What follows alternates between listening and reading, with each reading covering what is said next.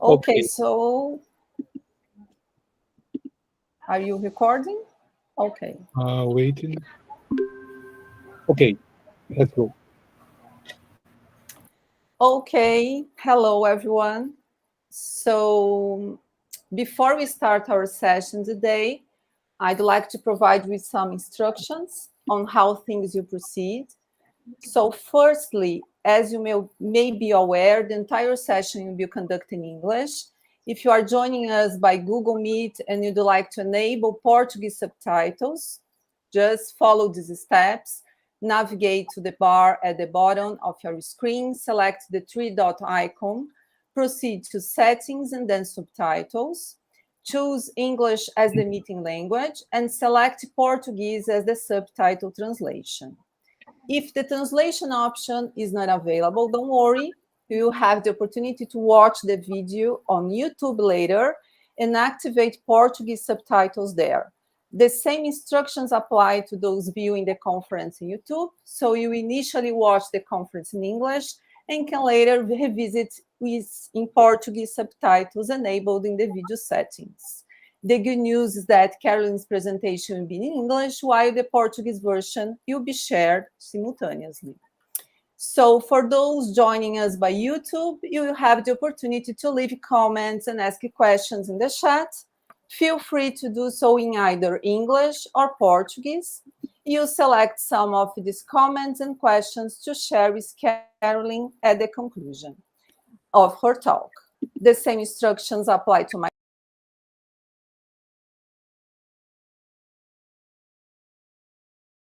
YouTube afterwards, allowing you to revisit at your convenience. Muito rápido agora em português. Então, para quem quer ativar as legendas aqui em português, a tradução, então você vai até, aqui está aqui no Google Meet, você vai até essa barra na parte inferior da tela, seleciona o ícone de 3 pontos, vai até configurações, em seguida em legendas, seleciona inglês como idioma da reunião e depois o português como tradução da legenda.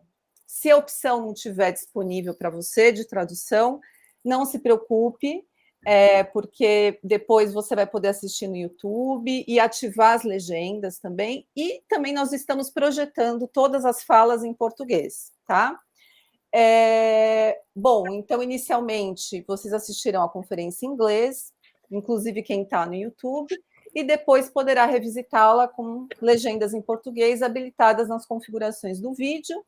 E a apresentação da Caroline vai ser também, a gente também vai projetar um documento em português para vocês seguirem, tá bom? Ok, so now I will pass over to Leopoldo to make a welcome talk. Okay, good morning. Dear colleagues, good morning to our Brazilian participants. Good afternoon to those joining us from England. I am delighted to announce that today marks the commencement of our first international scientific meeting of the Psychoanalysis and the Development Group. This group was established by me, Leopoldo Fulgêncio, in 2015, with the primary aim of supporting and fostering research at various stages, including scientific initiations, master, doctoral, and postdoctoral projects under my guidance. Our recognitions of the importance of providing expansive and diverse spaces for discussion, essential for advancing these research endeavors, had led us to organize scientific meetings. Furthermore, we recorded and made them accessible on the internet as part of our commitment to disseminating knowledge.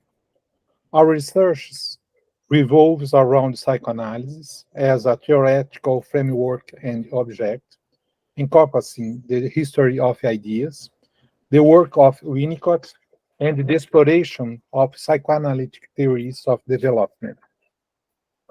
Over time, we have forged numerous valuable partnerships. One noteworthy collaboration is our Memorandum of Understanding, MOU, led by Professor Leonardo Miro Nascimento from the University of Essex and myself from the University of São Paulo. This MOU aims to promote cooperation, foster discussions, and build constructive academic relationships between Axis and the Institute of Psychology of the University of São Paulo for mutual benefit. It was officially signed at the end of 2020, while the past 3 years have presented us with challenges due to the restrictions imposed by the COVID-19 pandemic, we are now resuming our regular researches and meeting activities.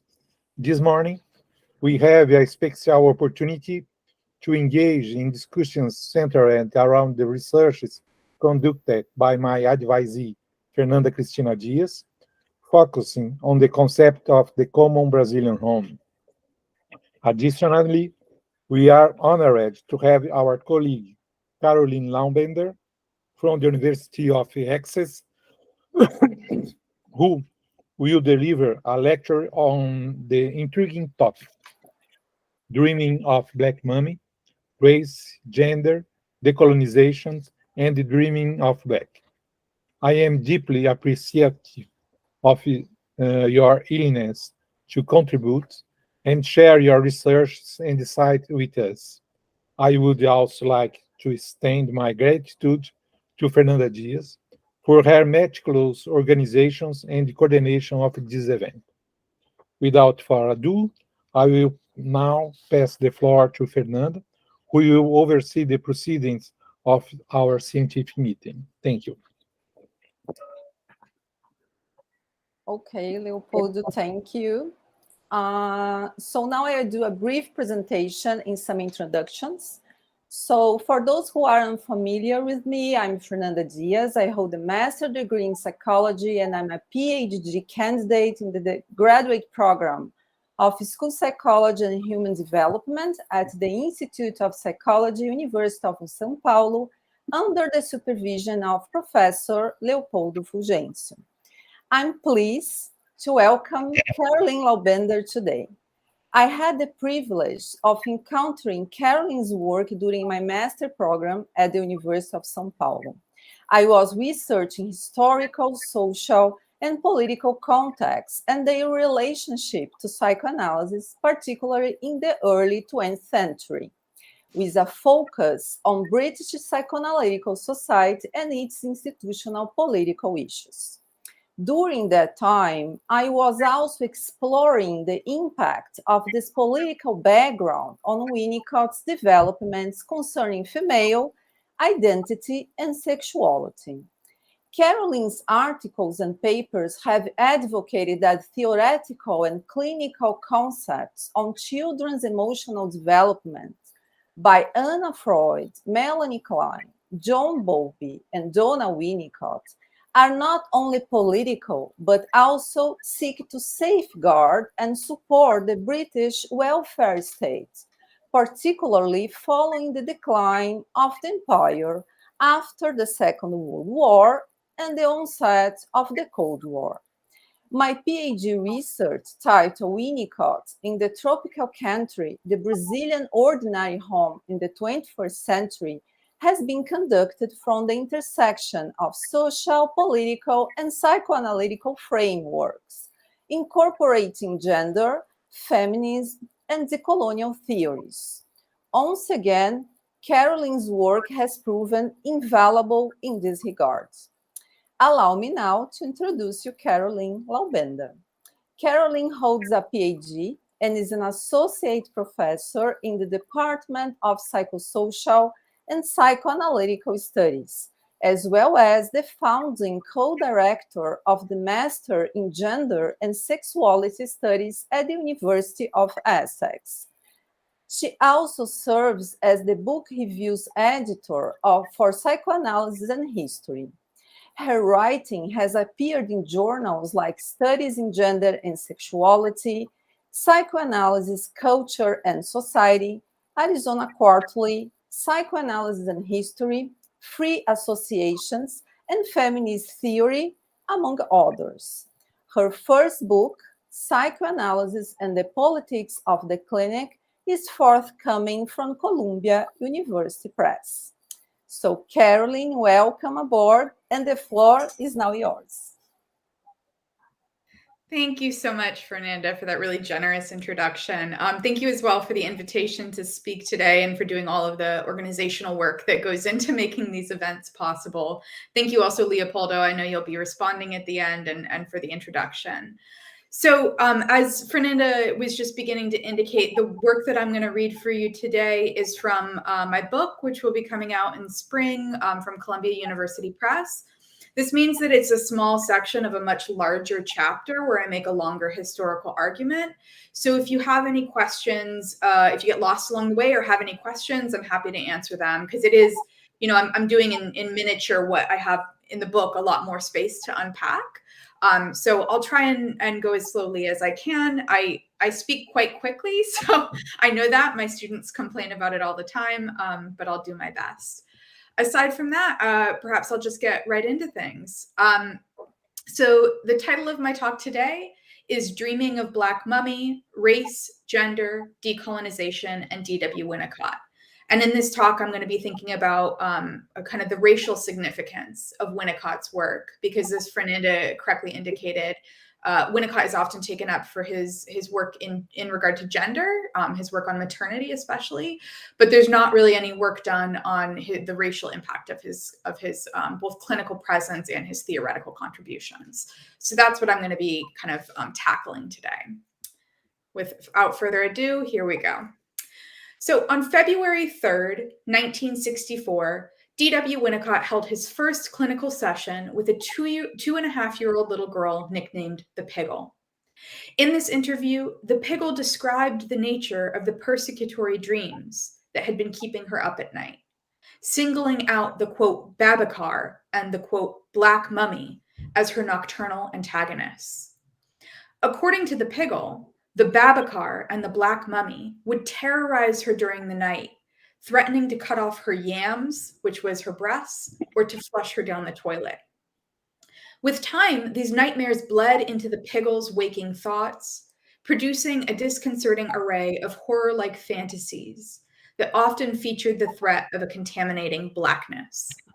Over the course of 2.5 years, Winnicott worked with the Piggle to address these fears using his clinical role as a good enough mother to allay her phobia and return her to psychic well-being. In this talk, I take up Winnicott's sessions with the Piggle to consider the under-acknowledged racial significance of his theoretical and clinical emphasis on good enough mothering. Winnicott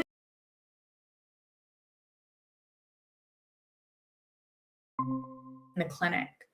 Rather, he surmised that the Black Mummy was a hieroglyph of the Piggle's tenuous relationship with her mother, which he wagered had not been good enough to ensure her healthy development. For Winnicott, it was mothering, not race, that safeguarded British social democracy. Yet, as I discuss in regards to the Piggle's case, both the Piggle's maternal fears and Winnicott's maternal clinic were anything but racially neutral. In this talk, I consider the racialization of the figure of the good enough mother, both inside and outside of the clinic, reorienting Winnicott's colorblind conceptualization of it. Significantly, Black Mummy became the Piggle's fantasy foe at the height of Britain's decolonization efforts, when the transformation from empire to commonwealth was accompanied by a surge of Afro-Caribbean and Asian immigration that amplified racial tensions throughout the post-war British welfare state.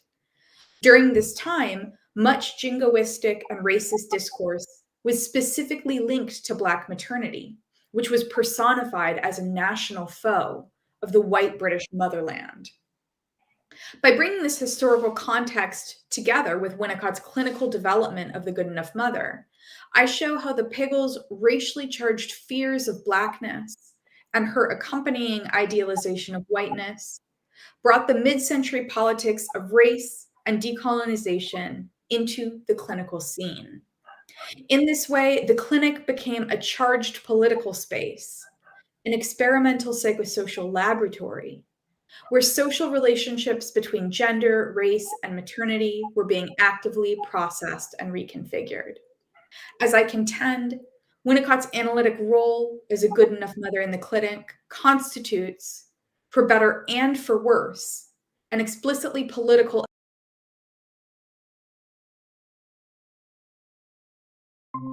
colonial motherland. Right, so what I'm doing is unpacking the racial significance of the concept of the good enough mother, specifically in this case with the Piggle. Okay, so by the time Winnicott first saw the Piggle in early 1964, he was already 3 decades deep into one of the most distinguished psychoanalytic careers of the 20th century. As many here surely know, Winnicott was the most famous member of the so-called middle group of the British Psychoanalytic Society, or the BPS, and he twice served as its president, delivering over 60 BBC broadcasts on motherhood to the listening public. Having begun his career as a pediatrician, an early member of Klein's coterie in the 1930s and 1940s, Winnicott eventually became one of the most influential and recognizable psychoanalytic authorities for the mid-century British public, both at home and abroad. His fame was due in large part to the attention he devoted to women and mothers. As historians and feminist theorists like Denise Riley, Sally Alexander, Nancy Chodorow, and Jessica Benjamin have established, some of Winnicott's most influential ideas, both within psychoanalytic circles and in the wider public sphere, concern the mother-child relation and the psychopolitical effects of maternal care.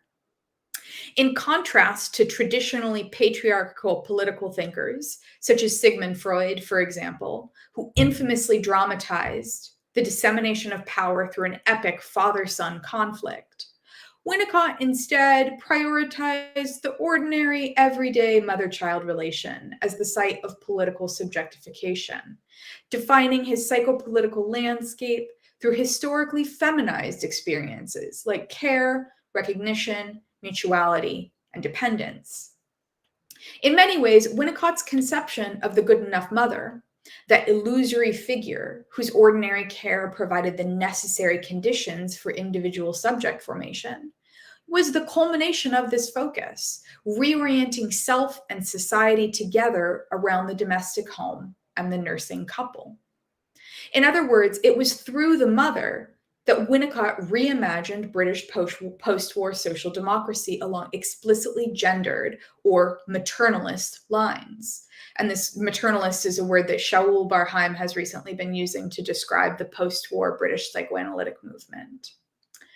Although Winnicott has been both lauded and lambasted for his theories of motherhood, virtually all scholarship on his social role has implicitly agreed that his claims about gender are his most impactful contribution. And this is what I'm going to be both agreeing with and adding to. So it was at the height of Winnicott's public influence then, just as he was about to begin his second stint as president of the BPS, that he began his treatment of the Piggle. His sessions with her began on February 3rd, 1964, and continued over the course of 16 on-demand sessions until October 28th, 1966, when she had just turned 5. Prior to the first consultation, the Piggle's parents had corresponded with Winnicott, describing how her disposition had changed following the birth of a younger sister, Susan, 7 months earlier. According to the Piggle's mother, the Piggle was listless, had worries, was, quote, easily bored and depressed, was unsure of her own identity, and had harassing, quote, fantasies that kept her calling to us late at night. Her nightmares were particularly concerning given how they had begun to infiltrate her waking life, blending dream with reality. As the Piggle's mother explains to Winnicott, in her fantasies, quote, she has a black mummy and daddy. The black mummy comes in after her at night and says, where are my yams? To yam means to eat. She points to her breasts, calling them yams, and pulls them to make them larger. Sometimes she is put into the toilet by the Black Mummy. The Black Mummy, who lives in her tummy and who can be talked to there on the telephone, is often ill and difficult to make better. The second strand of fantasy, which started earlier, is about the Babacar. Every night she calls again and again, quote, "Tell me about the Babacar, all about the Babacar." The Black Mummy and Daddy are often in the Babacar together. There is, very occasionally, a Black Piggle in evidence, end quote. Plagued by these myriad fears, the Piggle was eager for Winnicott's help. Although her parents and occasionally Winnicott himself worry that the Piggle's inability to parse fantasy from reality might indicate a step in the direction of psychosis, the family lived too far outside London to make a more regular analysis practicable, and Winnicott ultimately advocated for a relatively hands-off approach, which was his style. In the clinical sessions they did have, Winnicott engaged with the Piggle at the level of her own fantasy as much as possible. Virtually all of their clinical work featured Winnicott as a co-participant in the Piggle's fabricated games. He recorded each session in his notes, detailing the Piggle's play, her dialogue, and her physical use of the consulting room, along with his own interpretations. As the treatment progressed, at a rate of about 1 session per month, excluding summer holidays, the Piggle's fantasies morphed, including much to do with birth, death, trains, and eating. With time, the Piggle gradually became more confident in her own sense of self, and most analysts who have written about the case agree that it had a salutary effect. So given the Piggle's notable articulateness about her own fears, the elaborate games she invents, and Winnicott's admirable ability to follow her lines of fantasy cross-identification, this has been an important case for clinicians, and it's often taught in clinical trainings. So while Turnell, one of the clinicians writing about the case, bullishly reproaches Winnicott for not assuming that the Piggle was sexually abused, and Reeves queries the efficacy of some of Winnicott's more conjectural interpretations, Bergen ultimately uses the case to survey the viability of Winnicott's model of on-demand treatment. However, what is not discussed in many of these clinical assessments, really any of these clinical assessments, is the extent to which the Piggle's case engages historically resonant questions about race and Blackness in the mid-century UK. Not insignificantly, the Piggle's horror-like fantasies chronicle the unsavory machinations of a host of persecutory Black characters. Regarding even the bizarre Babacar, the Piggle's mother observes that, quote, "It too was linked with Black Mummy, Black people, Black self," end quote.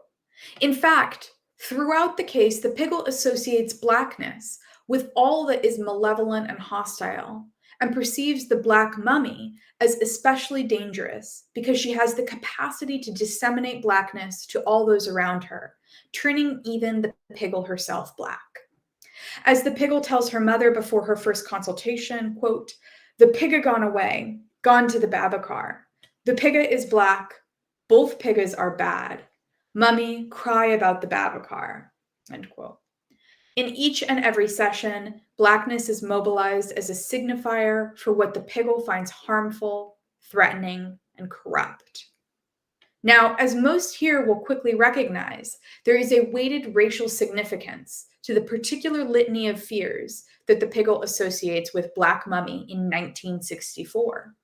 Briefly, the immediate post-war decades in the UK were all but synonymous with the advent of a multicultural Britain and the rapid increase in non-white, predominantly Black and South Asian immigrants stoked racial hostilities throughout the 1950s and 60s.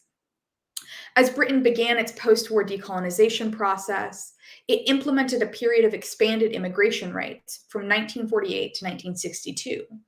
During this time, the Crown encouraged emigration, particularly from the West Indies, as a way of both managing the social unrest in the Caribbean produced by Depression-era poverty and unemployment, and of slyly conscripting cheap and abundant labor necessary for England's post-war national reconstruction. England had been quite destroyed because of the Blitz during World War II, so they needed lots of laborers to help rebuild it. So many, especially former servicemen and soldiers, took England up on this offer, and there was a consequent surge of immigration during this 14-year period, primarily of Black Afro-Caribbeans, many of whom resettled permanently in the UK. The Windrush generation, as it has since been known, changed the racial composition of Britain quickly and drastically, bringing questions of race and of colonization that the British public had long ignored quite literally home to roost. The public response to this expanded citizenship, although initially welcoming, quickly soured, giving way to virulent racism.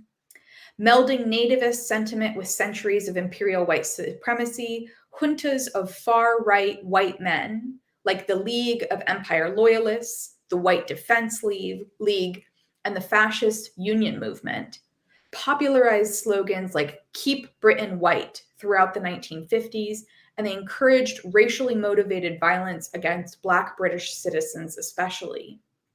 According to Peter Fryer's lauded History of Black Britain, quote, stimulated by fascist propaganda, urging that Black people be driven out of Britain, racist attacks were by 1958 a commonplace of Black life in London. On weekend evenings in particular, gangs of so-called teddy boys cruised the streets looking for West Indians, Africans, or Asians, end quote. By the late 1950s and early 1960s, tensions reached a boiling point with the Notting Hill and Nottingham race riots in 1958, the murder of Black Antiguan carpenter Kelso Cochran on the streets of Notting Hill in May of 1959, and the Bristol bus boycott in April of 1963. Alongside this overt physical violence, Black and Asian immigrants were also subject to widespread employment and housing discrimination. In fact, the British government itself was an active conspirator in this jingoistic racism, with the Home Office wrongfully detaining and often deporting Black Afro-Caribbeans who had official leave to remain. Conservative parliamentarian Enoch Powell made no secret of the anti-Black sentiments of the state in his infamous Rivers of Blood speech, which, although superficially decried by his peers, was extremely popular among the white British public.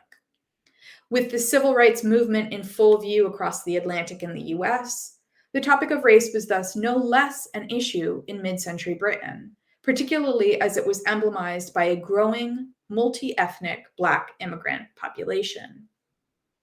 By the 1960s, there was a clear and identifiable Black Britain and a matching trend in passionate anti-Black racism. Running parallel to Britain's long history of the material and ideological oppression of Black peoples, the Piggles fantasies and fears reproduce some of the discursive tropes of specifically mid-century anti-Black racism, suggestively associating Black mummy with aggression, violence, danger, and contamination. Metaphorizing the anti-immigration rhetoric common to much racist British discourse, the Piggles fantasies represent Blackness as a kind of disease capable of jeopardizing the purity and health of the white mother or motherland. This becomes clear in the letter that the Piggles' mother writes to Winnicott after the Piggles' first session. Quote, when she is angry, she says urgently, quote, the Babacar is taking Blackness from me to you, and then I am frightened of you. She is frightened of the Black mummy and the Black Pigga, she says, because they make me Black. Yesterday, she told me that the Black mummy scratched my face, pulled off my yams, and made me all dirty and killed me with burr. I said she must be longing to have a nice, clean mummy again. She told me she had one when she was a little baby, end quote. Now, as this passage demonstrates, the Piggles fantasy world is comprised of both highly personal, individual symbols and those that correspond with a larger socio-political reality. While the Piggles' idiosyncratic semantic equation of yams with breasts or burr with feces seems unique to her particular life experiences and subjectivity, Her persistent fear of Blackness as a contamination associated with dirt, uncleanness, and indeed shit itself was anything but singular. It's a racialized spin on what Mary Douglas has famously described as the social function of the bifurcation of purity and danger. As the Pickles' mother explains, quote, "Her chief complaint about the Black mummy is that she makes the pickle black, and then the pickle makes everyone, even the daddy, black," end quote.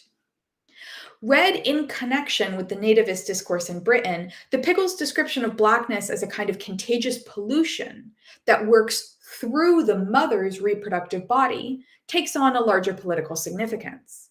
It speaks to a racialized xenophobia of a pollution of the clean white Britain by the Black immigrants' reproductive labors. Because race was primarily a matter of immigration during this period, British racism manifested in a recognizable preoccupation with boundary management and control, where Black immigrants were affiliated with dirt, disorder, and uncleanness, an invasive affliction of the personified body politic, the motherland. Analyzing this racialized xenophobia in Britain's post-war immigration policy, historian James Hampshire remarks that, quote, "Immigration was perceived as a problem to be controlled, while immigrants themselves were often associated with social disorder and malady," end quote. Put another way, because British racism at this time was inseparable from an acute xenophobia, Blackness was represented as a foreign, corrupting presence infecting a nation imagined as formerly pure. That is, constructed as pure only by virtue of the exclusion of the dangerous racialized other. Racialized dog whistle comments about cleanliness, purity, social order, and national health helped metaphorize and organize the white anti-immigration discursive imaginary. Black Mummy, the figure in the fantasy, can thus be seen to consolidate the threat that white Britain experienced immigration as posing to its sense of national identity and racial superiority.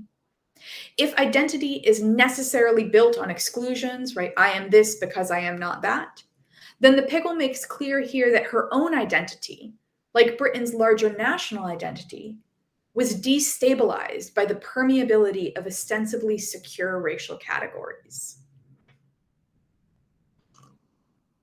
Yet, as I discuss in greater detail in the chapter from which this talk is derived, gender was an equally important way that the British state and citizenry alike regulated the boundaries of race and national identity, right? So part of what I'm describing here is that racism in Britain at this time was both overt racist discourse, but it was also covert, happening through the way that motherhood especially was being talked about, right? Certain kinds of motherhood were good, were associated with whiteness, whereas other kinds of motherhood associated with Blackness were pathologized. So motherhood was a linchpin in this regard, since it was through the mother's body and reproductive labor that future generations of the national population were born and acculturated. By defining normative versus pathological forms of mothering along racial and colonial lines, post-war British discourse could use the white woman as mother to delineate what counted as Englishness, effectively excluding those who, although formally counted as citizens, were not included as English. As Wendy Webster puts it, during the decline of empire and the racial transformation of England, quote, "The story of nation that was told put at its center the figure of the white woman, who, especially in her role as mother, patrolled the boundaries of white Englishness." This became a particularly important, if precarious, negotiation in the 1960s, when, following the first wave of predominantly male immigrants, more Afro-Caribbean and Asian women made the journey to England, right? So there was a first wave of male immigrants and then a second wave of primarily female immigrants. Consequently, Webster chronicles how the race discourse shifted from fears about Black men and miscegenation to those focused on Black women and reproduction.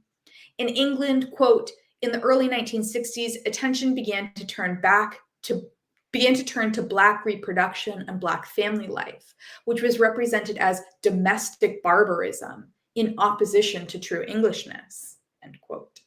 Although the British public had paltry access to real records about exact immigration figures, the media keenly promoted often sensationalized statistics about birth rates, which phobically represented Black women as excessively fertile. Quote, by the mid-1960s, Black women's visibility focused on their role as mothers and on the need to limit their reproduction. End quote. While concerns about Black mothers and family life have been a trademark anxiety in Britain's immediate post-war management of its colonies, right? So there's lots of kind of discourse about the colonies before the war. After the war, as more Black women emigrated into Britain, managing appropriate forms of motherhood became a pivotal tool within the motherland's own policing of Englishness at home as well. So it transformed from being colonial reports about Jamaica, for instance, where this was quite common, that pathologized Black mothers there, to being much more self-focused reports that sought to cultivate good mothering at home. Given this, it seems hardly incidental that the Piggles' constellation of a boundary anxiety about contagious Blackness would be localized with a female qua maternal body. Echoing the demonization of Black mothers, specifically, Black mummy, that is, the Black maternal body, reproduces Blackness around her, and in so doing, poses a threat to white hegemony and security. As the Piggles' fantasies indicate, the mother is thus an overdetermined figure, simultaneously regulating gender, race, and nation. This fantasy constellates the common talking points of racist discourse in mid-century Britain and demonstrates how such phobias are instantiated and operationalized at the intersection between politics and psychic life. Yet part of what is so interesting about this case is that these signifiers animate the psychic life of a 2.5-year-old child, whose fantasies register a sophisticated political unconscious far beyond her capacity for any articulate political consciousness. She's kind of manifesting these talking points of racist Britain, even though she's fully unaware of it. In an interview conducted in 2016 with the adult Piggle, who is now a social worker in London, ironically, she comments on the latent racial aspect of her own childhood fears. Quote, the bit that felt increasingly uncomfortable is something that no one has picked up on. That is, that there's a massively racist discourse going on. I don't think I meant Black as a racial term, but I, as the Piggle, do associate it with everything bad and frightening, end quote. Whether intentional or not, the Piggles' childhood fears and fantasies testify to the racialized overdetermination of the signifiers Black and mother. Reflecting on her encounter with the record of this case when she was in her 20s, the adult Piggle explains that, quote, she worried about whether or not she had got the meaning of Black from the racist discourse on race in the UK in the 1960s, end quote.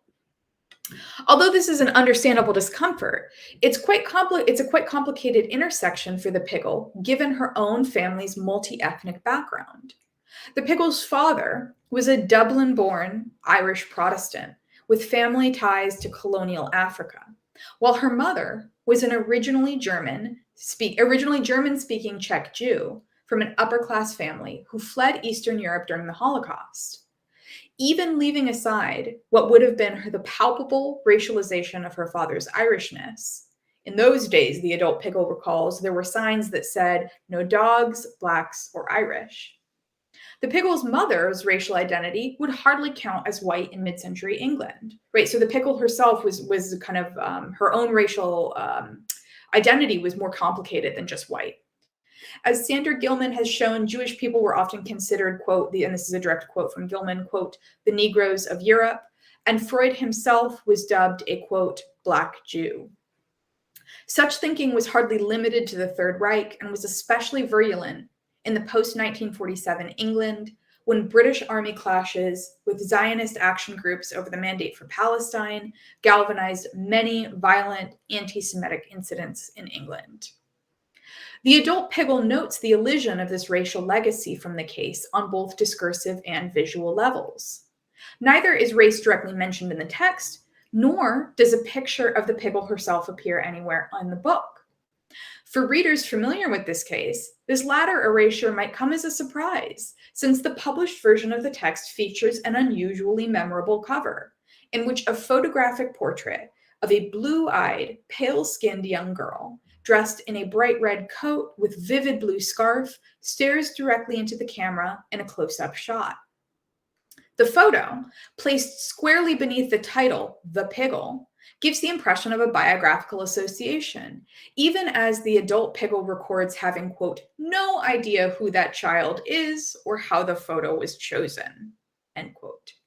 Thus, there's a complicated play of racial visibility and invisibility in the case, as the Piggle implicitly insists, at the level of her own fantasy, on the centrality and instability of racial boundaries and her personal sense of self, right? The Piggle is Black, I am the Piggle, while both Winnicott and the publishers omit potentially pertinent details of family history in a classic embrace of colorblind thinking that effectively whitens the case.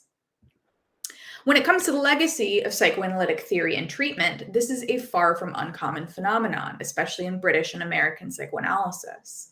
Critical race scholars, beginning with Frantz Fanon and continuing through Jean Walton, Kalpana Seshadri, and Christopher Lane, have rightly shown how race is often either ignored outright or positioned as a secondary appurtenance in much clinical and theoretical psychoanalytic work.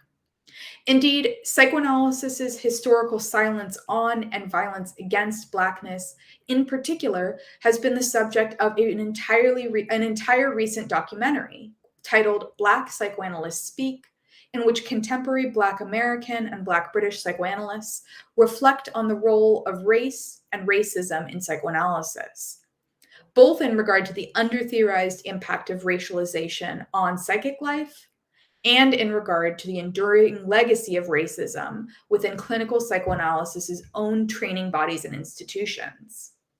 As is common even among contemporary psychoanalysts, who, in not speaking about race in the clinic, cling to the fantasy of analytic neutrality, as though silence itself is not an act, and a racialized one at that, Winnicott did not pursue the racial content of the Piggle's fantasies.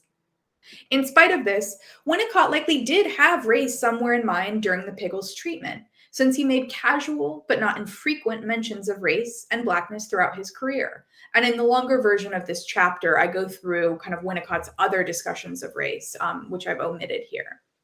But much like his clinical encounter with the Piggle, these nods to race served primarily to deny its importance as a structuring fact of mental life, right? So Winnicott would acknowledge race and then say it wasn't the real problem or it wasn't really the issue. Readers of Winnicott's work can see a good example of this in his relatively obscure 1962 paper, Morals and Education, where he begins by arguing for the cross-cultural immutability of human nature, explaining that, quote, what is true about human nature in London today is also true in Tokyo, in Accra, in Amsterdam, and Timbuktu. It's true from whites and blacks, for giants and pygmies, for the children of the Harwell or the Cape Canaveral scientist, and for the children of the Australian Aboriginal, end quote. Given that much of the scientific racism prior to World War II and the Holocaust was interested in substantiating claims about biological racial difference and the inferiority of non-white people, right? Physiological claims. Winnicott's bid for a universalizing psychology, although it's maligned today for its cultural blindness, it would have read in its moment as his direct attempt to challenge racist logics by emphasizing the social constructedness of racial difference and by humanizing non-white peoples and peoples from the global south. Such a move is typical in his work, where any mention of race is characteristically followed by a colorblind-esque repudiation of its impact on, relevance to, or importance for the consideration at hand. For instance, in his troublingly misogynistic essay on birth control, which is a harrowing read if anyone hasn't read The Pill and the Moon, Winnicott reports almost in passing that a young white female patient of his was, quote, absolutely torn with disappointment that her date hadn't raped her, direct quote, only to note at the end of the paragraph that, quote, incidentally, he was a very Black African, but that race wasn't, quote, the heart of the problem.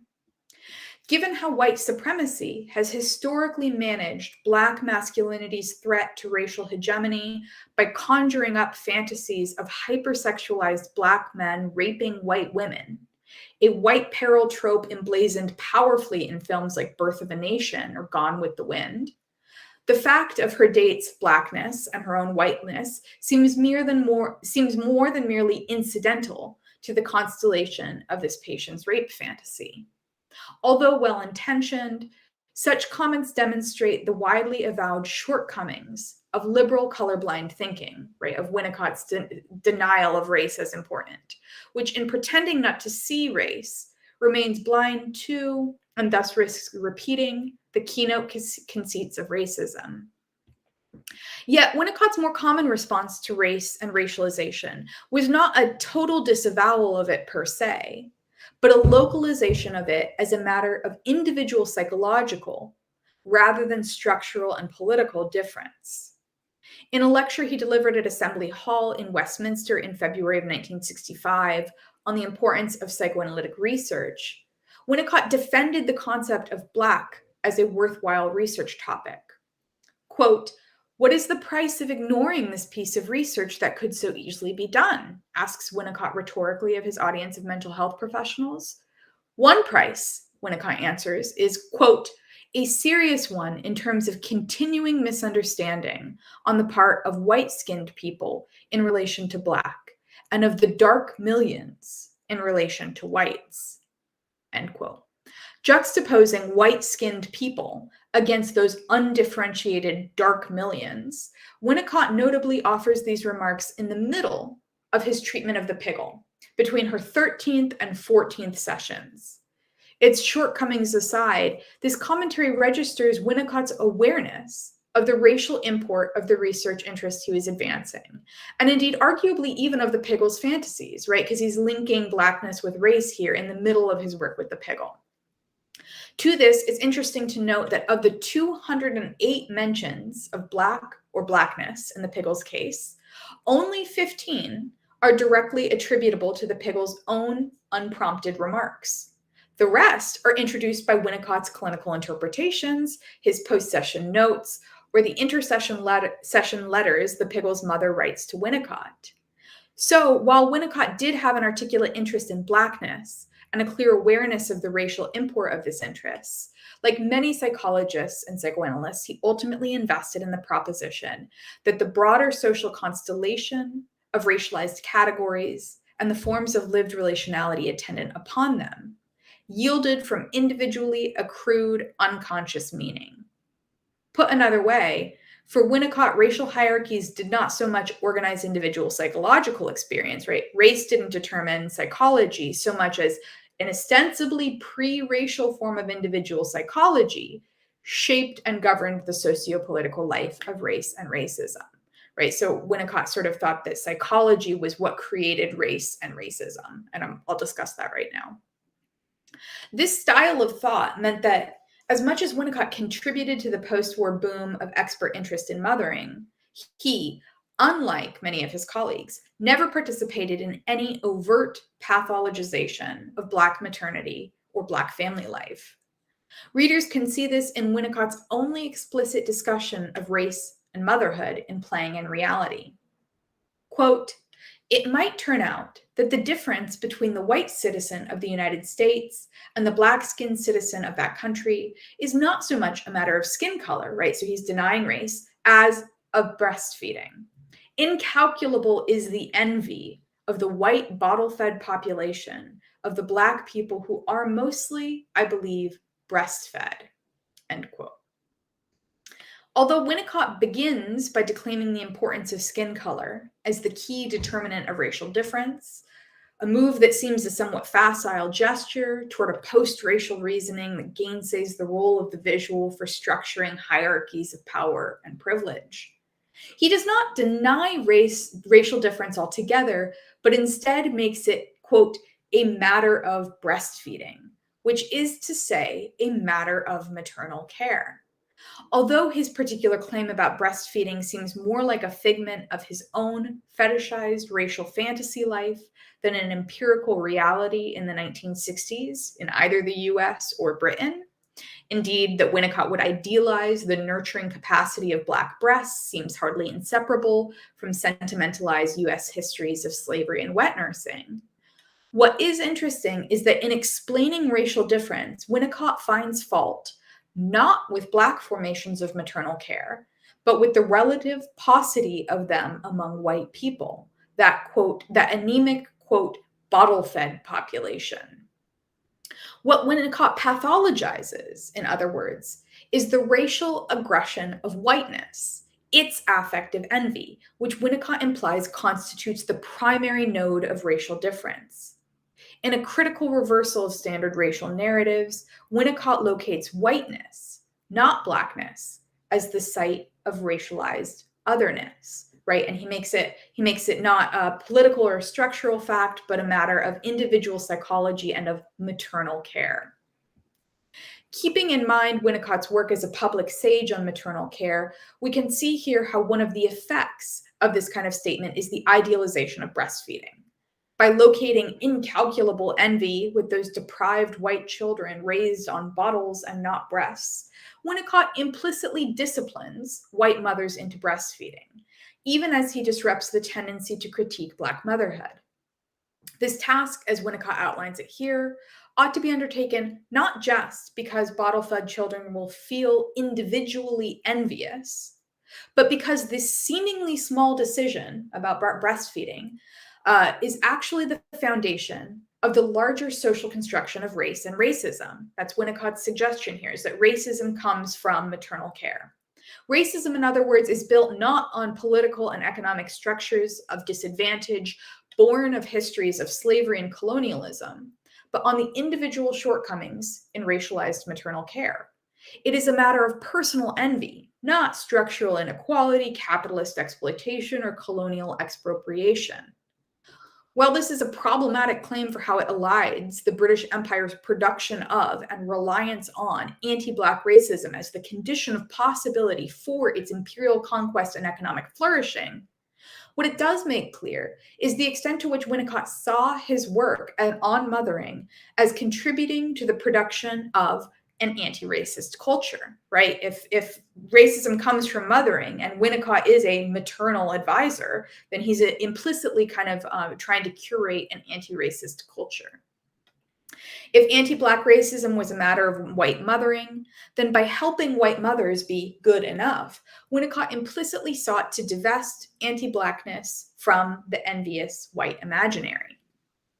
Tracking this insight back to the clinic, we can begin to appreciate the complex and even contradictory racial work in which Winnicott was engaged. As with these two above examples, Winnicott understood the Piggle's phobic obsession with Black mummy to be a manifestation of her internal splitting processes, which were intensified by her thwarted Oedipal desire. The Piggle presumably felt a great love for her father, but the arrival of her sister provoked her hatred for her mother, who she felt had duplicitously produced another child with her father. Unable to tolerate her own ambivalence toward her mother, the Piggle split her image into good and bad representations, white and Black, respectively, and projected them onto externalized fantasy characters who then could act out all the hostility and aggression she herself feared to unleash.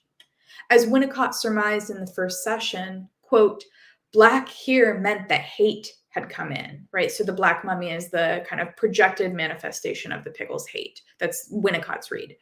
Unlike Klein, who would have interpreted such splitting as a trademark of the paranoid schizoid position, Winnicott thought that this symptomatology meant that the Piggle had been spurred into a, quote, premature ego development because she was forced to accept her mother as a separate object too early. Presumably, surmised Winnicott, quote, the Black mummy is a relic of her subjective, preconceived notion about the mother. Or so Winnicott's story goes. In tandem with this assessment, which selectively gives priority to the mummy portion of the dual descriptor Black mummy, right? He's only tackling the mummy portion. Winnicott tried to foster what he described throughout his career as a good enough maternal holding environment in the consulting room. While Winnicott originally developed the concept of the good enough mother as a description of work performed by mothers for their infants, as his work progressed, he increasingly used this concept to delineate the ideal function of the psychoanalyst as well. Mothers, like analysts, Winnicott quips, can be good or not good enough. The good enough mother thus constituted one of Winnicott's most influential clinical modifications, as well as one of his most significant theoretical contributions. According to Jan Abrams' Psychoanalytic Dictionary, quote, by the 1950s, Winnicott's use of the good enough mother infant paradigm as a way of understanding what could be provided in the analytic relationship had become the foundation for his theory of holding, end quote. Perhaps more than any other analyst, then, Winnicott embraced a clinical comparison between the analyst and the mother, right? So he imagined analysts as providing good enough mothering. Winnicott employed this clinical technique throughout the Piggles analysis, where he stood in for the good enough mother. He aimed to curate and sustain an environment in which the Piggle could freely and securely play, acting out her fantasies through her physical use and abuse of objects. Breaking with analytic orthodoxy, Winnicott regularly participated in these games, taking on different characters, including the Piggle, when she was in flight from her own identity, and her mother. Indeed, the maternal function of Winnicott's clinic becomes quite literal when, in a game with the Piggle during her second session of the analysis on March 11th, 1964, she reenacts her own birth in the clinic. Bringing her father into the consulting room as a mother substitute, the Piggle inaugurates a game she names Being Born. This is her language. Quote, I'm a baby too, she announced as she came out headfirst onto the floor between her father's legs. This game is an important one for the Piggle, and she repeats it many times in this session and later in her fourth session, likewise, quote, using a man as a woman to be born out of, end quote. Quote, every time she was the baby being born between her father's legs and onto the floor, end quote. In both instances, a discussion of Blackness, either in regards to the mother or to some other element of the scene, followed the Piggle's game. On Winnicott's interpretation, the Piggle's repetition of being born was a regression to an earlier infantile stage of dependency, one in which she is simultaneously acting out an identification with her newborn sister and using her father to stage for herself a more perfect birth. By regressing to a developmental moment prior to her sister's birth, and thus prior to her fear of Black Mummy, that split-off representation of her mother embodying her own projected hate, Winnicott wagered that the Piggle's phobia of Black Mummy would abate. And in fact, it did. Although the Piggle has an intense bout of illness following the first of these games in her second session, over the course of the analysis, her anxiety about Black Mummy lessened. Thought socially and politically, this clinical result is significant for how it registers the potentially progressive racial impact of the clinic, right? The Piggle becomes less afraid of Black Mummy. Without doubt, Winnicott's analytic role worked in the direction of dephobicizing the Black mother. If Winnicott made clear that he understood race as a matter of mother-child relationality, right? Racism and race were caused by maternal care. Then by designing his clinical presence on that very relational template where he was a good enough mother substitute, he implicitly suggested that his clinic was a site for the redress of racial fracture, right? So if racism emerges from mother-child interactions and Winnicott positions himself as a good enough mother, then his clinic's function is a kind of implicit attempt to redress racial fracture in the UK. In this way, his clinical work was not simply socially and politically relevant, but effectively aimed to offer remedy to the post-colonial racism that had newly engulfed the British motherland. His clinical work, in other words, goes some ways to showing that no clinical interaction is racially neutral, either with regard to the individuals involved or with regard to its impact on the larger social sphere. Yet this reputedly salutary clinical result tells us little about the nuance of a situation in which a white male analyst, right, white male, strives to enact a good enough maternal environment for a half-Czech Jewish, half-Irish child persecuted by racialized phobias. Winnicott does not interrogate the complex racial and gender cross-identifications at work in this clinical scene. But it's nevertheless worth us asking for ourselves what the implications and effects are of a clinical technique based on an idea of good enough mothering at a time when motherhood was such an intensely racialized category. When it comes to gender alone, Winnicott's function in the clinic as a good enough mother has been commented on extensively by critics who read him as either a paternalistic interloper, right, a man performing motherhood better than women, or as a gender fluid exemplification of male mothering. But I'm ultimately less interested in thinking within that parsing than I am in understanding how the good enough mother, as both theoretical construction and clinical presence, functions also as a racialized tableau. With regard to clinical technique, Winnicott's own physical embodiment as a white male analyst was not neutral.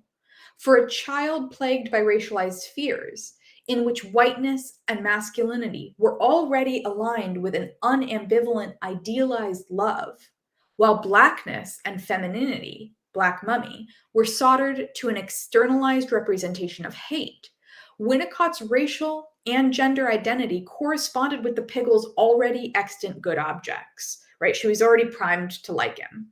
Indeed, his role as an egosyntonic good object is evident in the largely positive transference he solicited from the Piggle, meaning that it's highly likely that race, and specifically an uninterrogated love of whiteness, was a condition of possibility for the success of this particular case.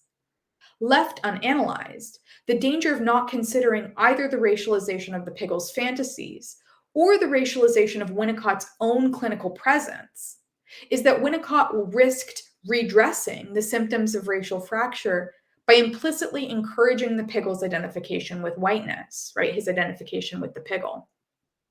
Famously, Jacques Lacan was adamant that one of the clinical consequences of courting a positive transference is the patient's ultimate identification with the ego of the analyst, which does not so much shift the patient's sticking points within the symbolic as it does smoothly replace one misrecognition for another. From this perspective, the effect of Winnicott's clinical function is as a good enough maternal substitute was not nearly as straightforward as we might think. Although Winnicott did mitigate a simultaneously personal and political fear of the gendered and racialized figure Black Mummy, he did so not by challenging the Piggle's association of Blackness with fear and contamination, but instead by reaffirming and reinstalling an investment in whiteness as tantamount to the good. By not analyzing the effect of his own whiteness in the clinic, which was likely instrumental in the Piggle's identificatory cooperation with Winnicott and in the resolution of her fears, he missed the opportunity to disarticulate the conceptual split of white and black as equivalent to good and bad, on which the Piggle's phobia was founded, right? So he doesn't unsettle that equivalence. He just sort of encourages her identification with the good objects, which are aligned with whiteness. It's here that we come up against the vital shortcomings of Winnicott's tacit conviction that the splits elaborated in personal psychology precede and determine those wider racial and colonial fractures. For in reading white and black as a naturalized matter of love and hate, binaries unmoored in Winnicott's approach from the persistent and pervasive historical regulation and distribution of affect along privileged racial lines, Winnicott understands his clinical task to be the mitigation of the split through the articulation of the origin of the fear of blackness in the mother's body.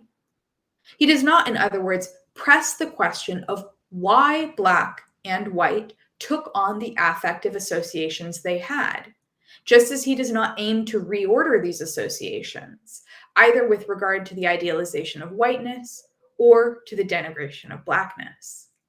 This is a critique that ultimately goes to the root of psychoanalysis's thinking about the figure of the mother, given how Winnicott's unflinching acceptance of the naturalness of split maternal representations, good versus bad, white versus black, emerges from Klein's core claim that the bifurcation of the breast qua mother was the child's first psychological and affective object orientation, right? So this is like a founding claim in psychoanalysis, the split mother. But as Emily Green has helpfully shown in her historical interrogation of the impact of the mammy stereotype on psychoanalytic thinking, positing the mother as itself split participates in a long and well-established racial history. Motherhood, writes Green, is, quote, clearly divided along racial lines, so that the white mother is a businesswoman or absent mistress, while the mammy is the domestic mother. Green here echoes Webster's conviction that mothering is an intensely racialized ideology, and further contends that insofar as especially British psychoanalysis came to invest in a theory of the mother as the most determinative figure in psychic life, this postulation was necessarily informed by historically grounded racialized archetypes. The good versus the bad mother, the white versus the black mother, mirrors the historical outsourcing of mothering along racial lines and the lived racial valuations and bifurcations produced by that split. While Winnicott's articulation of the good enough mother is clearly meant to unsettle the racialized binary that Klein posits, my own concluding point here is that it does not, by virtue of that motivation alone, then become racially neutral. This is my last little paragraph. Thought with regard to the Piggle, Green's insight about psychoanalysis's naturalization of what are fundamentally racialized and class tropes of motherhood makes meaningful the Piggle's mother's passing reference to the fact that the family employed two in-home aides. The first was an au pair named Renata, who, given the mother's originally Czech citizenship, was likely herself also a Czech immigrant.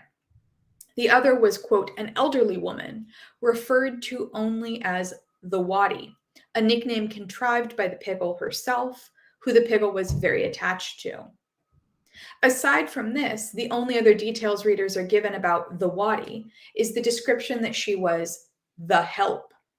Two words that, even before the release of the grossly romanticized cinematic materialization of Hollywood feel-goodery about race relations in the Jim Crow South, carried a heavy racial significance.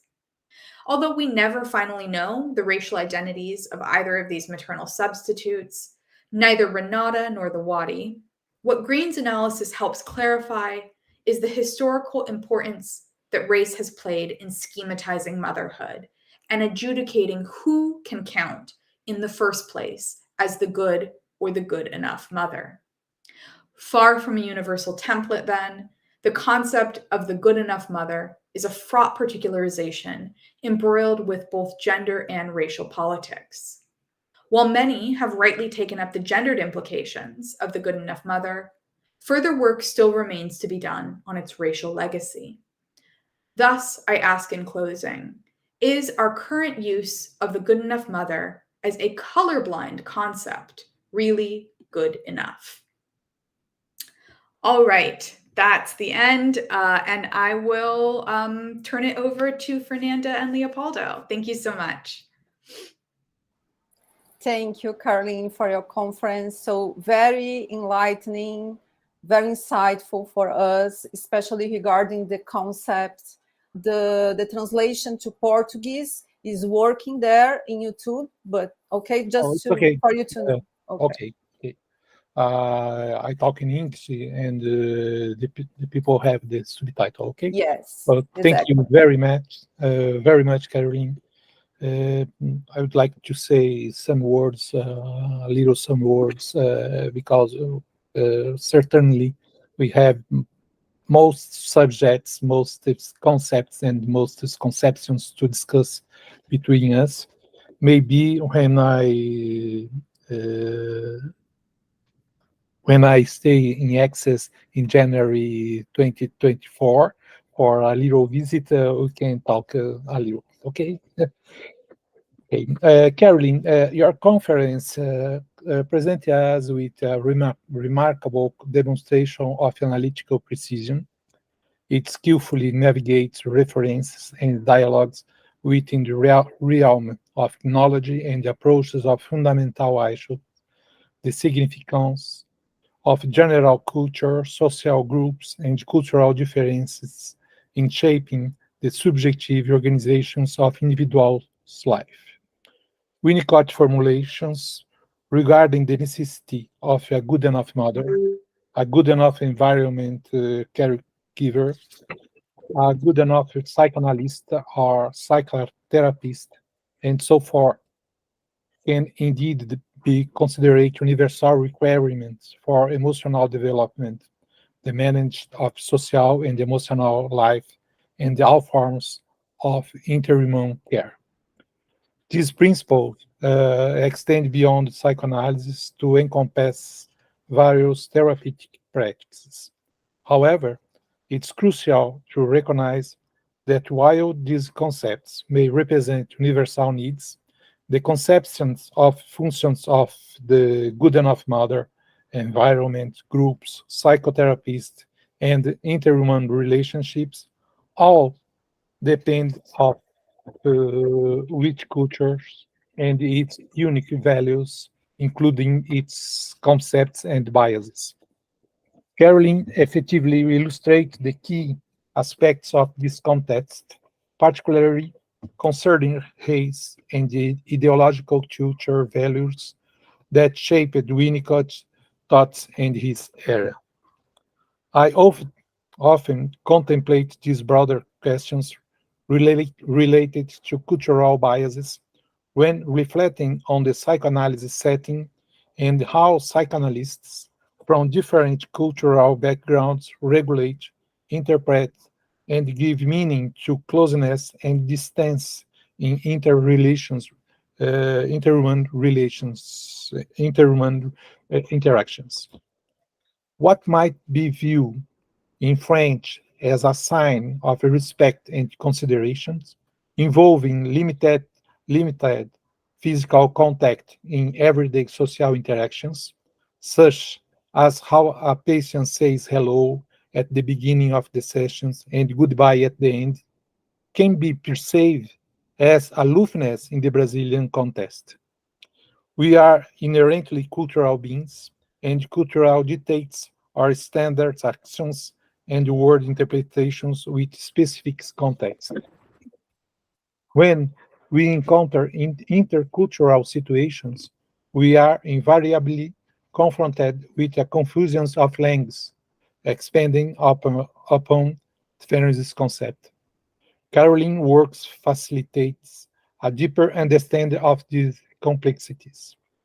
On one hand, it encourages us to confront the issues of colonizations and the applications of European ideas and the ideologies to both the colonizers' thinking and the lives of the colonized. I am referring not only to theories and the ideas developed in Europe, but in a general sense, to theories constructed within a specific social cultural universe that are inappropriately applied to cultures and individuals lacking the same cultural and ideological specificities.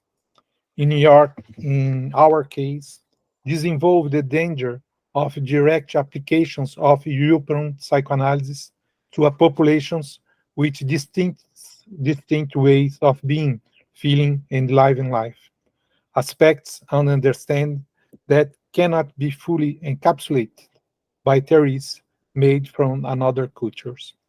Conversely, it prompts us to consider how Europeans may interpret and utilize knowledge and insights derived from other cultures. In a sense, Caroline's work draws attention to these differences and equips us with the tools for dialogue and the constructions of knowledge that can be applicable while respecting the diverse cultural variations in existence across various contexts. Thank you very much for your amazing conference. Maybe other colleagues have another questions and commentaries to do. Okay, thank you, Leopoldo. So, Caroline, do you have any comments or just open for the Q&A? Oh. Okay, let's. I'm happy to open it for questions. Thanks, Leopoldo, for that great summarization. I like thinking of my work as exploring the frenzy and confusion of tongues. It's a good way of thinking of it. Okay, so now I'll ask Lucas, my colleague that's in charge of selecting the questions on YouTube.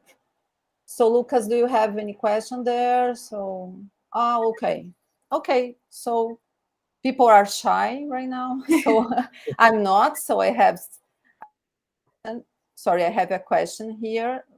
Let me see my notes. So Carolyn, in light of the challenges in Winnicott's handling of the Pigou case and the biases regarding gender and race in his neutral position as a psychoanalyst, is it possible to salvage the baby and not throw out it with the bathwater? In other words, are there Winnicottian contributions that align with a progressive and democratic outlook, which can serve to counterbalance his misconceptions regarding issues of race and gender? So by progressive and democratic outlook, I mean the importance of nurturing environments for individual development beyond the traditional family mindset, his emphasis on diverse identities and experience, his recognition of the value of play and creativity aligned with progressive educational principles that encourage critical thinking and personal expression. Thanks for that question. It was one of the ones I was thinking about as I came into the talk. I mean, my short answer is sort of yes, absolutely. Part of what I think of is so interesting about Winnicott's clinical work and his theoretical work, both together, is that they are actually, like, they're definitely liberal. They're borderline, social democratic. They're not conservative ideas, right? And in his work with the Pigou, the effect of the case was anti-racist, right? Like, he effectively dephobicizes the figure of the Black mother. That's the overall impact of his clinical work in this particular case, ultimately is an anti-racist impact. So in that regard, right, like he's doing something that I think many of us would want to encourage and agree with, right? Like that he's trying to work with racist material, and he effectively does dephobicize it. But part of what, as I was working through the material, part of what I became very interested in is how underexplored, not just race, because he doesn't talk about race in the text at all, but his own racial position is, and then how underexplored the kind of the role of the white analyst is in the majority of kind of psychoanalytic trainings and even psychoanalytic discussions. So the more I worked with the case, the more I began to think that the outcome was kind of double-edged, right? Because he does dephobicize the Black mother, but my wager, I suppose, is that part of that is only possible because he encourages her identification with whiteness, right? And his own under-theorized role as a man and as a white man is part of what makes this analytic outcome so successful. And so, the implication of this is, for me at least, a bit broader in wanting to think about the role of whiteness in the clinic and wanting to demand that the clinic take account of the positives and the negatives that come with the presence of whiteness as a structuring fact in some clinicians. Okay, great. I agree with you. So especially when we think about the Pigou's father, so interesting because he was in charge of delivering her during the session. So two white men, like delivering a child. So very interesting, very interesting. Yeah. So Leopoldo, I think you had another question, right? Maybe. One that you sent me other day. Yes, I think to do some questions, general questions, to open discussions about a subject very important for me. I would like to present to you, Caroline, with a problem to be addressed by a psychanalyst, psychologist, sociologist, anthropologist, and so on.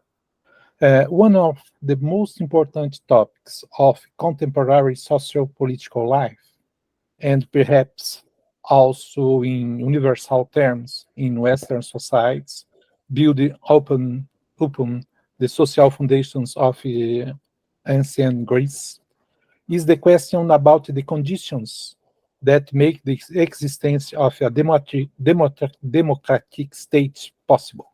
Hmm. In this sense, I would pose to you some interconnected questions, which together might constitute the same questions. One, in your opinion, what are the emotional conditions for democracy to exist as a system of social organization and regulations? Two, how can this be safeguarded by current states? And three, and why our society is currently suffering with democratic states being targeted by undemocratic totalitarian movements? Certainly, these are more topics for reflections than questions that could be answered so directly. But it's a great, maybe an impossible question to answer. Very interesting question to discuss. Absolutely. I sort of wish I could answer that for you directly. If I could, I feel like we'd have fewer problems in the world, right? If I knew the answer. I can say a couple things. So, I mean, the first is I'm just going to reproduce, because I was reading about it yesterday morning, a really frightening statistic that I just read on the role of democracy in contemporary life. And I too am very interested in kind of the social and psychic life of democracy.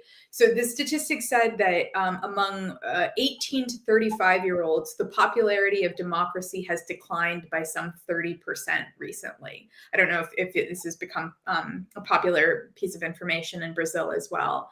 But apparently, previous generations, the popularity when sociologists do polls, the popularity of democracy had been very high, 85, 90%, and it's taken a rapid decline among young people, especially. So there is something about, right, like the status of democracy as a viable political form right now that's really important that we deal with, given the rise of authoritarianism and alt-right movements across the world. I have no answer on the role, on what conditions produce a democratic spirit, but these are exactly the kinds of questions that Winnicott was also interested in. And I don't think it's any accident that we're tackling these, like that you're asking these questions right now, and that Winnicott was asking these questions in the 1940s, after the cataclysmic destruction of World War II and the rise of, genocidal fascism, right? I think that we're in two very similar political moments, and that you return to the same kinds of questions in those moments. One of the ways that Winnicott answered the question of what he called the democratic tendency, and this is something that psychoanalytically informed political theorists are also talking about, was actually by turning to women's labor and mothers' labor. So he has this really wonderful quote where he describes, and I think it's in Home is Where We Start From, but I'd have to double check the citation, where he describes the mother's care as that factory for the democratic tendency. Right, so that's the exact quote, is that the mother's care is that factory for the democratic tendency. So like many post-war psychoanalysts, Winnicott turned to the home and to the mother-child relationship. And he did say mother throughout his career, sometimes caregiver, but really mother. He turned to the mother-child relationship as the kind of crucible for the production of the democratic tendency.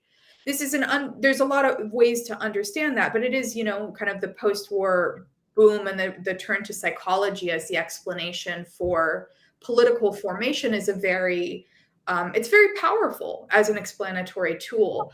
But one of the lessons that I think Winnicott teaches us in turning to that way of explaining things is also about the dangers of linking, especially parental care, too strongly with the outcome of anyone's political disposition, right? And we see this time and again when the news turns to the mother of a school shooter, of an authoritarian dictator, and the mother's like, it's not my fault, right? Because this narrative has become such a commonplace in our culture to think that maternal care is like the sole determinator of political predilection or individual psychology writ large. And so I think that there's a danger there. There's a very gendered danger in linking, women's work and women's care with our political futures. Because as John Bowlby took it to the extremes and would say that, fascism emerges when women don't stay home with children, right? So there are extremes that can really closely follow on that line of thinking. So I think that, it's important that we think psychologically about the question of, political sensibility and why it is that, among young people, the desire for democracy is declining. But I also think that it's important that we keep in mind that there are significant dangers to that line of thinking as well, or that the way that we craft those psychological explanations doesn't need to sit so squarely with particular embodied caregivers. Something like that. I don't know. That doesn't answer your question, but it's a long way around. It's very difficult to give a objective response for my question, but it's open the mind for many questions, and there is one question that I work a lot with Fernanda in her master, is about the place of the woman or the fear of the woman. And if you can associate that subject with our reflections, it's a very great problem for thinking maternity, the development, the health of the people produce for the parents, for the mother, and maybe. But I think there are some another questions with the people that see us, and I want to give this space for you to ask. Okay, thank you, Leopoldo. So we have two questions here. The first one, actually, Maria Cecilia did. Hi, Cecilia. I'm glad that you are here. Maria Cecilia is asking, in your opinion, how it would be possible to treat the Eurasian question in with a child so young as Pego? It would be through the interpretations, or the main is to treat the analysts? I'm not sure if you... Yeah, I think I understand. I can try and answer. So I'll begin by just giving my usual disclaimer, which is that I'm not a practicing psychoanalyst. So the advice, I can't really offer advice about what is the best way to work in the clinic. What I provide is kind of social criticism. So with that disclaimer aside, I think that you've picked up on one of the trickiest parts of the case, which is that this child is so young and very clearly, consciously doesn't understand that her fears have been structured by what she's been imbibing in a very racist culture, right? So she has no articulate consciousness of the racism of the fears that she has, right? But nonetheless, I think that we can see in much the way that, a child in the United States today who's persecuted by fears of Blackness, that's to do with a kind of overwhelming social context. So how you work with that in the clinic and how you interpret in order to try and unsettle those fears, I think that, you ask a Kleinian, they'll have one answer. You ask a Winnicottian, they have another, a Lacanian, yet a third answer. I can't really settle on one or the other or the third, I suppose. But what I do think is important is that whichever way you go about it, right, that the analyst's own position doesn't get uninterrogated, right, isn't left as though it's neutral. That's kind of if I have a through line in a lot of my work or in the first book, it's that, right? The position of whiteness or the position of the analyst shouldn't be left to be assumed to be neutral. And that's a bit what Winnicott does, right? He doesn't take account, and he is the universal subject, right? The white man, the white straight man is the universal subject of history. And Winnicott doesn't take much account of the way that positionality structures what's possible in his work.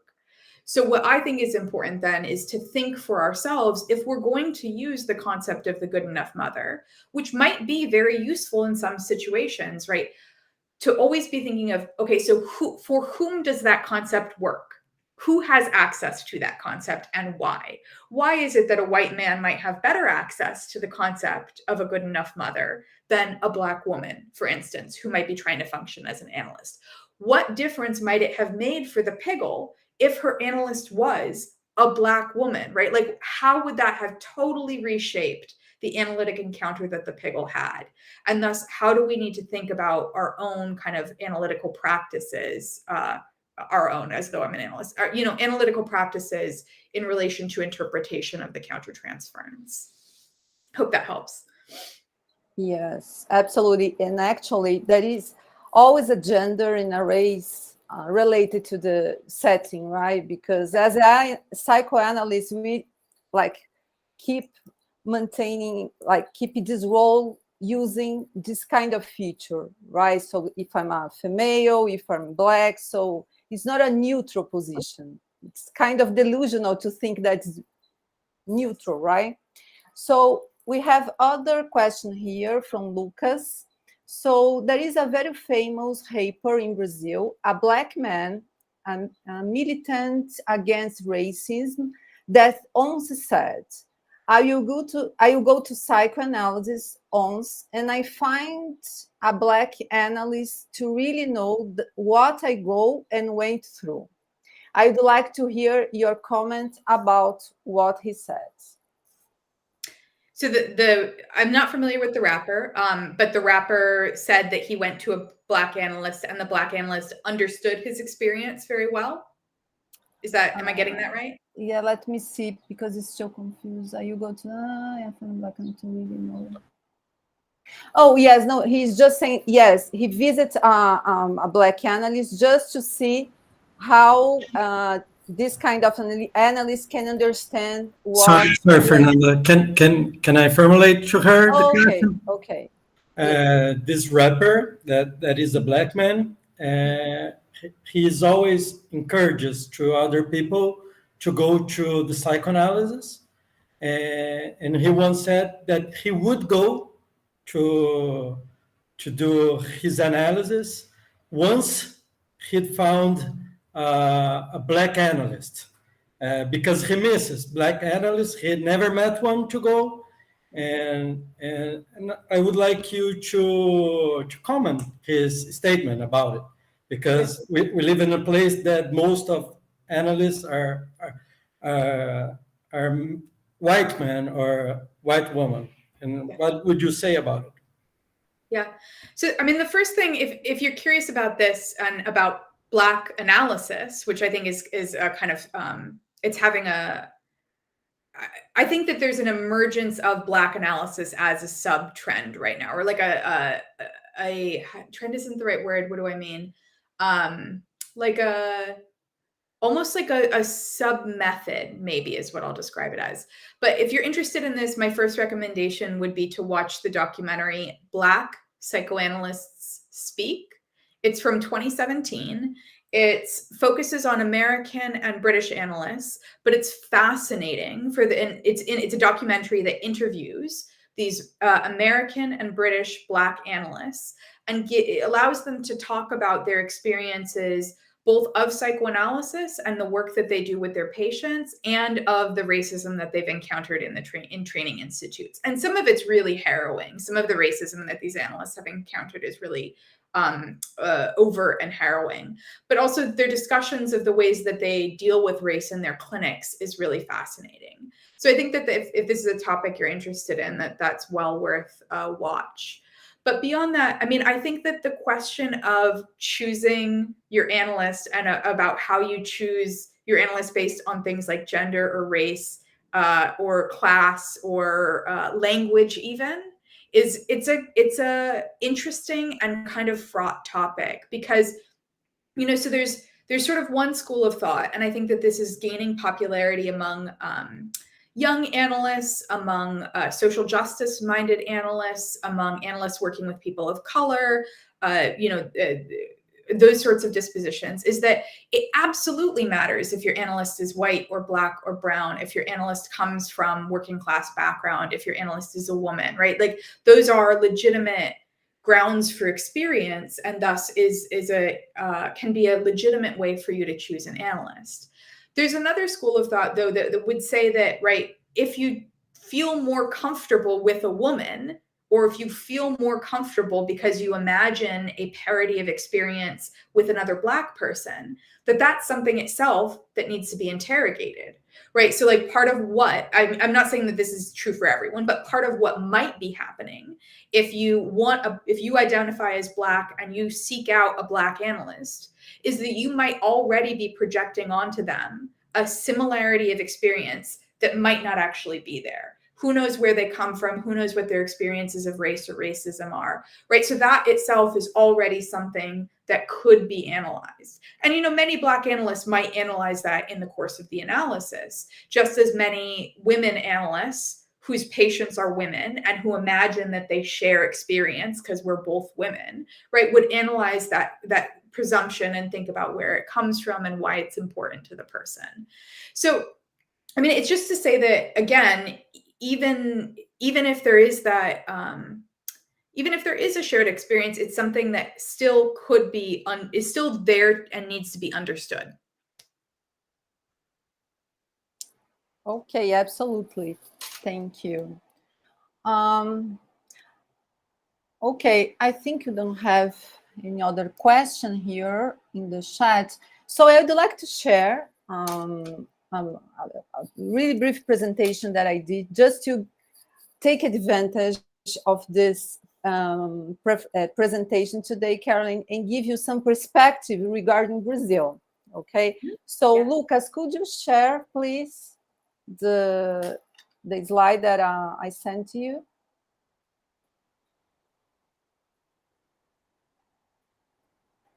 Let me see here.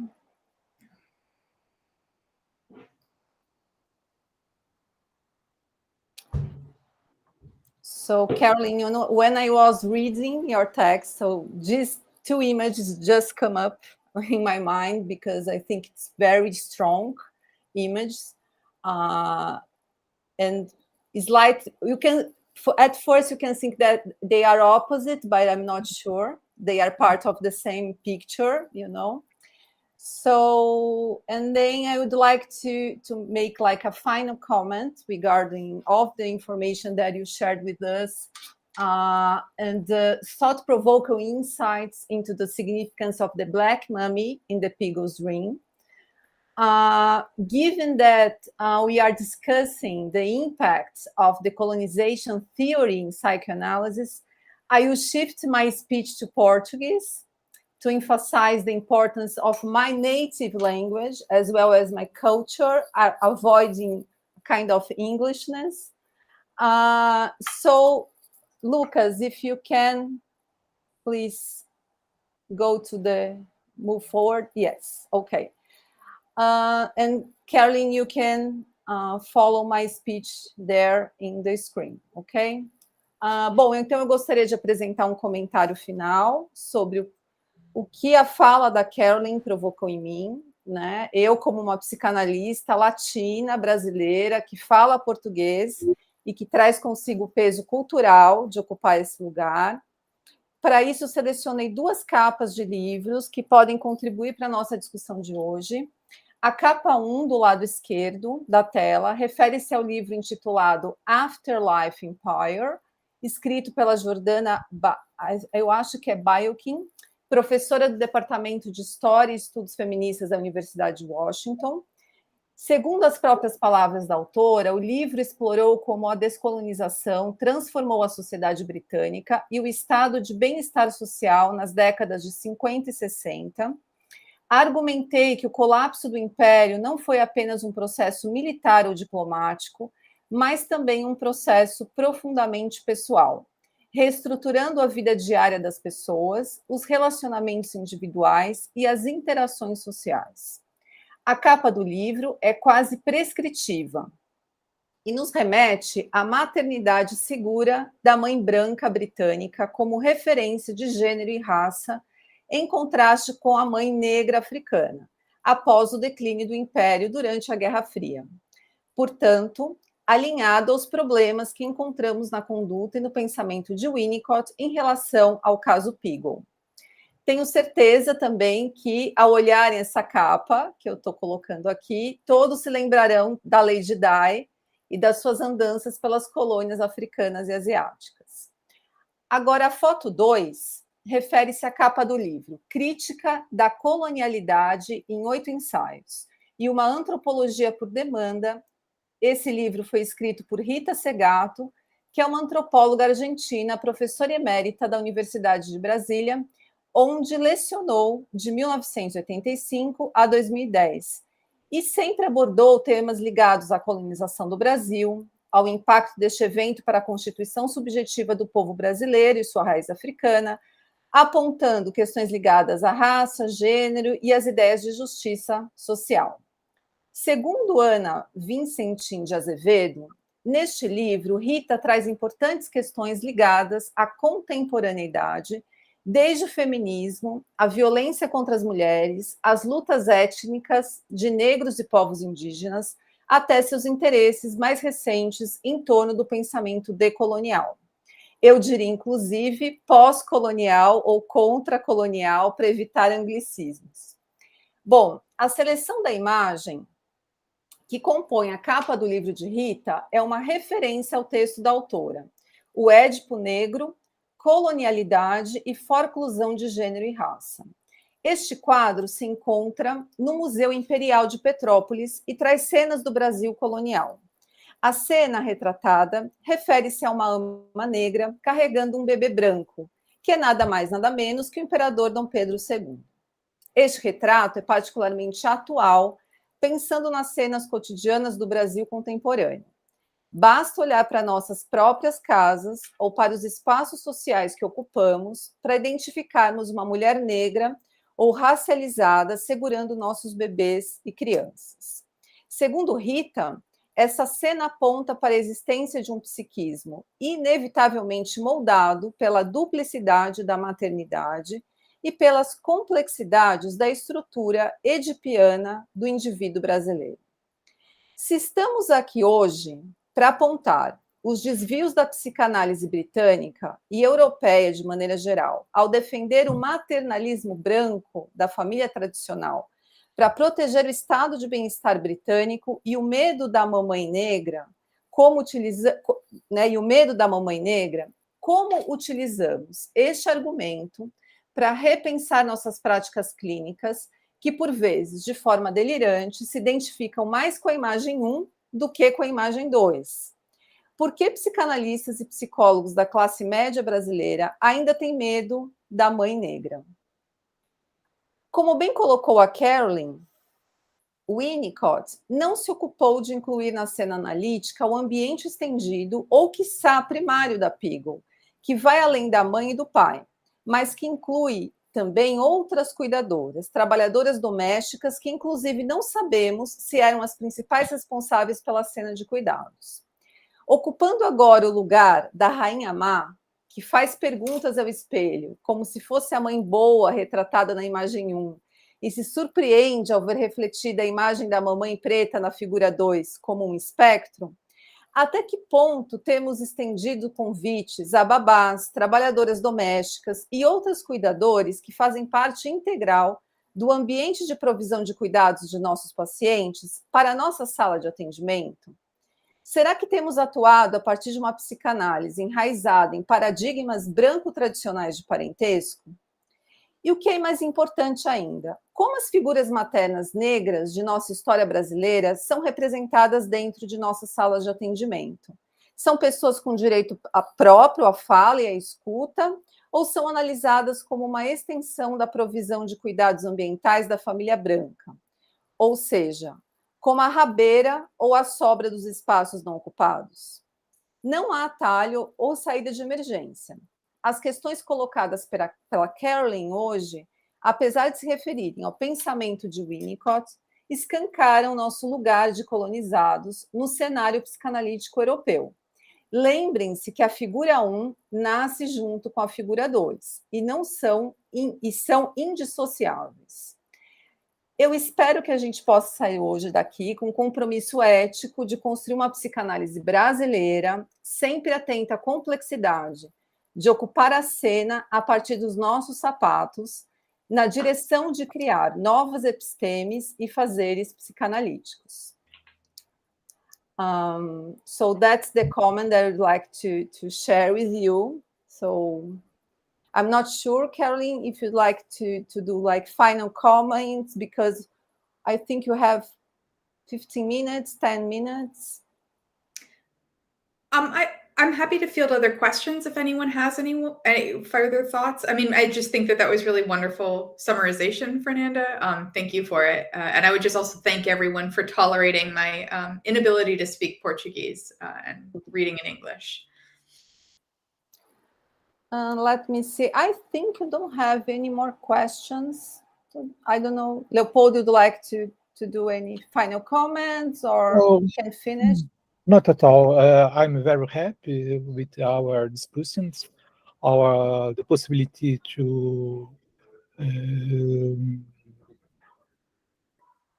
see Caroline, to know your thinking, your positions, and your reflections about this type of subjects. Very important and very present inside of your mind, in our heart, and there are many considerations and reflections very important for the practice, the psychoanalytic practice or psychologist practice, but important too to the social life and the values that direct some behaviors, some types of relationships with these ideas, the inconscient ideas in our cultural positions, in our cultural lives. And I'm very happy with our first meeting and the possibility to talk in English with you. I apologize my English, but I think it's very important to give another meetings how that. I thank you very much. I think it's just only one comment. Final comment here. Maria Cecilia is asking if Caroline knows any Black analysts that have had studied the Pigou case and published. No, the answer is no. I mean, so this is part of what's so fascinating about the case itself and its history is, right, so Winnicott in the 1940s and 50s and 60s, or it was in the 60s, he never thought of the Black mummy as a racialized figure. This case is taught in trainings across North America and in Britain without talking about race, right? The case all about a figure called Black Mummy is taught routinely without talking about race. Now, I know that that's changing in some training institutes. I know that there's an analyst working in New York City right now named Avgi Skapatopoulos, who just came out with a recent book, who's been teaching it in relation to race. But she's one of the few people who I know of who does that. So not only is it not taught in relation to race, there's no writing about race on it whatsoever by Black analysts or white or brown, nothing. So there's really no discussion on this case at all about race. And there's in general, with Winnicott, very little discussion of race in any of his work.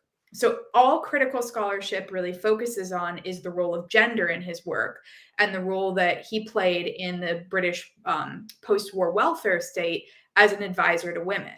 Tons of really smart work on gender, absolutely no scholarship on race. The only piece of research that I've found talking about Winnicott in a historical way and race is by Leslie Caldwell. And it's, I'm going to forget the title. It's like, you'd have to look it up. I can send, if you email me, I can send you the reference. The author's name is Leslie Caldwell, and she does discuss race in Winnicott's work. She's one of maybe 2 in the history of writing on Winnicott, and she doesn't talk about the Pickles case. So the answer is no. It's work that needs to be done. And actually, Leslie is a white woman, right? Yes, Leslie's a white woman. Yeah. Mhm. Okay, so I think you can finish by today. So I'm really glad with the discussions and the ideas that you could share. I hope it's only the first meeting with you, Caroline. I hope you can have much more to discuss. And I think that's it. Thank you very much. Thank you everyone for listening and for, again, tolerating my English. Have a good afternoon. Thanks everyone for organizing as well. Okay, thank you. Thank you. Bye-bye. For all. Thank you for coming.